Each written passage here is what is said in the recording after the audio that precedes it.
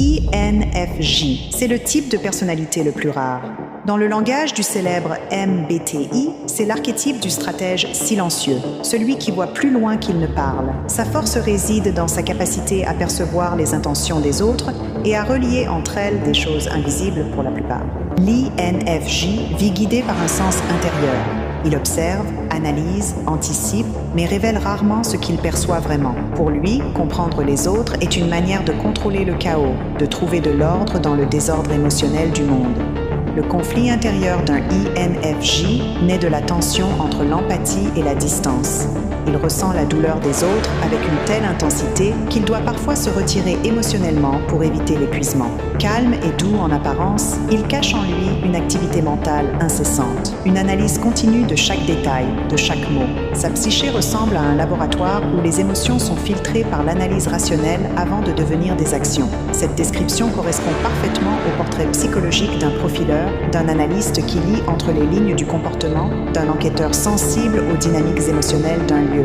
Une personne dotée d'une compréhension presque intuitive de la peur, de la honte et du pouvoir. En essence, il s'agit d'un INFJ chez qui l'intuition introvertie, NI, et le sentiment extraverti, FE, sont hautement développés. Ce sont ces profileurs dont on dit souvent qu'ils peuvent comprendre le monstre sans en devenir un. C'est la formule même de l'INFJ, une profonde empathie, sans jamais perdre le contrôle intérieur. Je sais à quel point ces qualités sont essentielles dans mon travail. Mais est-ce que je me considère comme un génie? Certainement pas. Et pourtant, je crois que plus le monde comptera de génie, plus il connaîtra de découvertes et de sécurité.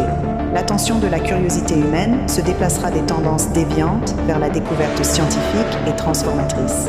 Je suis profondément impressionné par la rigueur avec laquelle le projet scientifique World of Geniuses étudie le cerveau et par la manière dont, grâce à leur test quantique G, ils identifient les zones de génie dans l'esprit d'un enfant. Cela me donne l'espoir que tout n'est pas perdu, que les générations futures sont encore capables d'un développement équilibré, surtout si elles deviennent des générations de génies accomplis. Peut-être devrais-je partager une citation de leur site. Le génie est un phénomène extraordinaire qui joue un rôle déterminant dans le progrès de la civilisation. Une seule idée peut changer le cours de l'histoire et transformer le destin de l'humanité.